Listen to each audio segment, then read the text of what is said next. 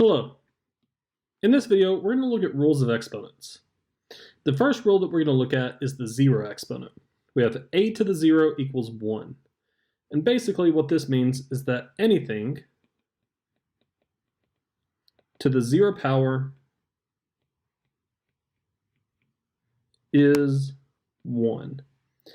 And the reason for that will be able to be seen down here on the quotient rule, but we'll come back to that in a second. Now for the negative exponent. If you ever have a negative exponent, all that really does is it takes the entire exponent, including the base, moves it to the denominator, but the exponent changes sign. Or if it starts out in the denominator with a negative, it can move to the numerator by changing the sign. So if you ever need to change the side of where you see an expression from for a fraction, so basically you can move the numerator to the denominator by changing the sign of the exponent, or changing something from the denominator to the numerator by changing the exponent to the other sign. Now, the one thing I'd like to call this is that this is the reciprocal one.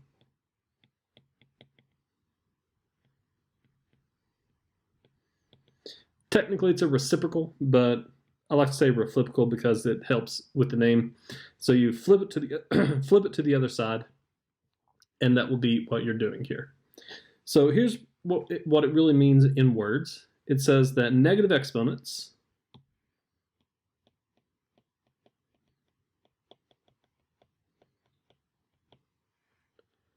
move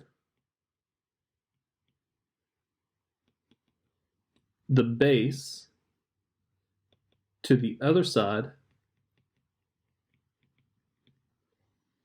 of the fraction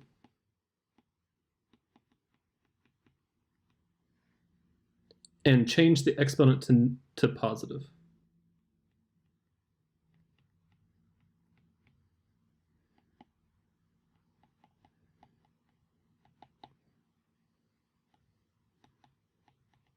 So it changes the exponent's sign. So generally speaking, it'll change it to positive, but sometimes you might need to change it to negative for some reason. Now, again, this word that I'm saying here is technically reciprocal, but the word that I think of whenever I say reciprocal is reciprocal. It really does help. Now, let's look at the product rule. The product rule says a to the m times a to the n. In other words, if you're multiplying two exponents with the same base, you're simply going to get the same base raised to the sum of the exponents. In other words, when you are multiplying like bases,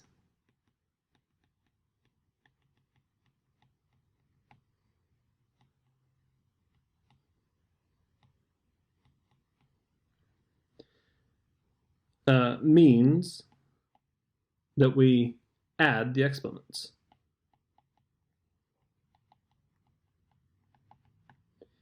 And we keep the base the same.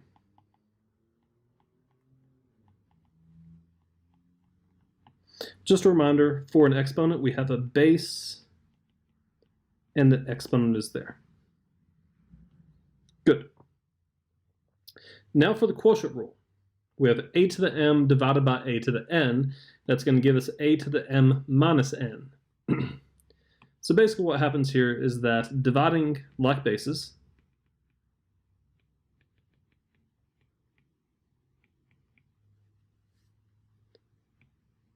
we subtract the exponents. And we also keep the denominator the same. Sorry, keep the base the same.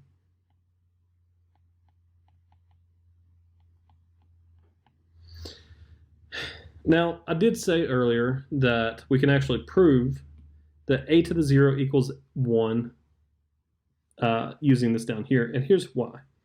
If we have a to the 0 power, that's the same thing as saying a to the m minus m, which would be the same thing as a to the m divided by a to the m. But notice that what we have here is a number divided by a number, that same number, and that's going to give us 1. So that's the reason why anything to the 0 power gives us 1, except for 0. If we had 0 to 0 to any power is 0. 0 to that same power is 0, so we have 0 over 0, and that's actually undefined. So technically, there should be an extra little caveat to this one saying that a is not equal to 0. In other words, the base is not equal to 0. Alrighty. Well, these were 4 of the rules of exponents. I'm going to go ahead and end it here, and I will give you 4 more in the next video. I'll see you there. Have fun.